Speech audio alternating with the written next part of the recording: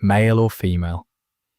She patronized arts and architecture, leaving churches and scriptorias that blended Byzantine, Islamic, and Western styles. This cultural fusion produced remarkable art. The Church of the Holy Sepulchre was rebuilt in Romanesque style, but decorated with Byzantine mosaics and Islamic geometric patterns. Illuminated manuscripts from Jerusalem's scriptorium showed Virgin Marys with almond eyes and Christ figures that seemed to float in Byzantine golden space. Daily life in Outremer had a dreamlike quality for European visitors. Frankish lords lived in houses with courtyards and fountains, copying Muslim architecture suited to the climate. They ate dates and pomegranates, drank sherbet cooled with snow from Mount Lebanon, and enjoyed entertainment from Muslim musicians and dancers. The chronicler William of Tyre, born in Jerusalem to a Frankish family, captured this hybrid world. In our kingdom, Franks and Syrians live side by side. In the markets you hear French, Arabic, Greek and Armenian. Our children grow up speaking multiple tongues as naturally as breathing.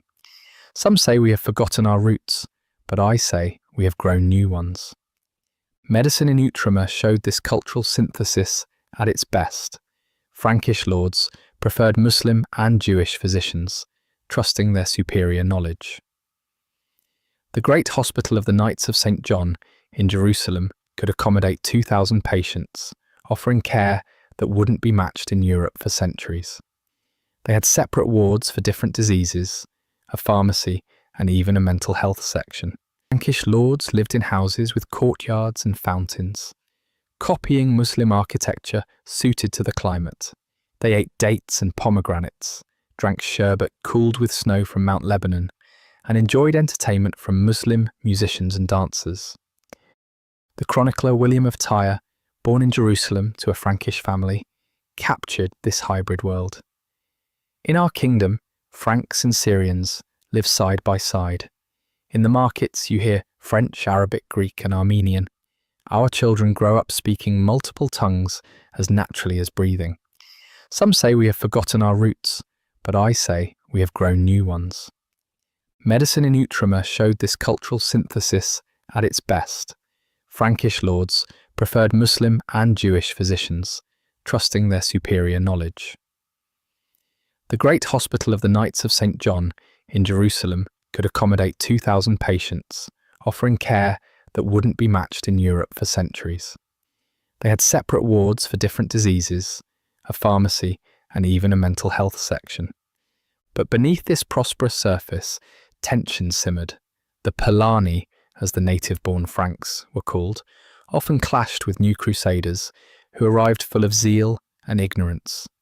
These newcomers couldn't understand why their co-religionists lived peacefully with Muslims, why they negotiated instead of fighting, why they seemed more interested in sugar profits than holy war. The military orders, despite their crucial role, became states within states answering only to the Pope. Their wealth and arrogance bred resentment. The Templars' banking network made them richer than many kings. Their grand masters negotiated with Muslim leaders as equals, sometimes undermining royal policy. Geography was Outremer's eternal challenge. The Crusader states formed a thin strip along the coast, rarely extending more than 50 miles inland. They were islands of Frankish rule in an Islamic sea, connected by vulnerable roads through hostile territory. A castle might control its immediate area, but between castles lay lands where any Christian travelled at mortal risk. The Muslims called the Franks Franj, seeing them initially as just another player in the complex politics of the region. Damascus might ally with Jerusalem against Aleppo. Egyptian Fatimids and Syrian Seljuks hated each other more than they hated the Christians. This disunity gave Outremer breathing space to establish itself. But that breathing space was ending. In the Muslim courts of Aleppo and Damascus, a new generation of leaders was emerging. They had grown up with the Frankish presence, studied their weaknesses, and dreamed of jihad to reclaim the lost territories. The accommodations that made Outremer possible also made it vulnerable. As the 12th century progressed, the balance was shifting. The Franks had built something remarkable, a functioning, multi-religious, multicultural state in an age of religious absolutism. But it was built on foundations of sand. When united Muslim power finally arose, would the dream of Outremer prove strong enough to survive? The Crusader states were entering their golden age, but golden ages, by definition, don't last forever. The same adaptability that ensured their survival might also prove their downfall, for in becoming Eastern, had they lost the fierce faith that brought them there? In learning to live with Islam, had they forgotten how to fight it? These questions would soon be answered in blood and fire. In the pre-dawn darkness of Christmas Eve, 1144, Imad ad-Din Zengi stood before the walls of Edessa. The Atabeg of Mosul and Aleppo was not a man given to sentiment, but even he felt the weight of this moment. For 45 years, the Franks had held this ancient city. Tonight, that would end. Zengi was something new in the Islamic world, a leader who understood that defeating the Crusaders required more than military might. It required unity, discipline, and above all, the revival of jihad as a motivating force. While the Franks had been building their kingdom, he had been methodically conquering Muslim rivals, forging a power base that could challenge the invaders. The siege of Edessa lasted just 4 weeks. On Christmas Eve, as the Frankish population prepared to celebrate Christ's birth, Zengi's sappers brought down a section of wall. His troops poured through, and Count Jocelyn II's worst nightmare became reality. He wasn't even in the city, having left to campaign elsewhere, trusting in Edessa's famous walls. The fall of Edessa sent shockwaves through both Christian and Muslim worlds. For the Franks, it was the first major territorial loss, proof that their kingdoms were not invincible. For Muslims, it was the first sweet taste of reconquest, evidence that the Franks could be driven back into the sea. Hugh, Archbishop of Edessa, sent a desperate letter to Pope Eugene III. The infidels have taken the shield of Christianity in the east. If Edessa can fall, what city is safe? The wolves circle our flock, and we are too few shepherds to protect them all. The Pope's response would launch the Second Crusade, but that disaster lay in the future. For now, the Muslim world celebrated. Poets composed verses praising Zengi as the pillar of faith and sword of Islam. More importantly, his success inspired imitators. The idea of jihad against the Franks, dormant for decades, stirred to life. But Zengi himself wouldn't live to see the full fruits of his victory. In 1146, one of his own Mamluks murdered him while he slept, reportedly over a personal grudge.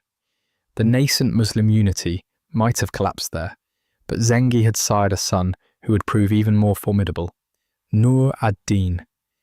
Where Zengi had been brutal and pragmatic, Nur ad-Din added genuine religious devotion to the mix. Tall, dark-skinned, with a carefully groomed beard, he looked the part of an Islamic hero. More importantly, he lived it. He built mosques and madrasas, patronized scholars, and lived simply despite his vast wealth. William of Tyre, the great chronicler of the Crusader states, wrote of him with grudging admiration. He was a just prince, valiant and wise, and according to the traditions of his race, a religious man. God allowed him to prosper because our sins demanded punishment. Nur ad-Din understood something crucial. The Franks couldn't be defeated by military means alone. They had to be isolated diplomatically, strangled economically, and most importantly, deprived of the Muslim disunity that allowed them to survive. He began calling himself Al-Mujahid, the holy warrior, and made the liberation of Jerusalem his life's goal. His methods were as sophisticated as his goals. He established a network of spies in Frankish territories, often recruiting Eastern Christians resentful of Latin dominance. He reformed the tax system in his lands, reducing corruption and increasing revenue. Most cleverly, he used propaganda to tremendous effect, commissioning poems and treatises that portrayed the jihad as a religious duty. The Franks watched Nur ad-Din's rise with growing alarm. King Baldwin III of Jerusalem, young but shrewd, recognized the threat.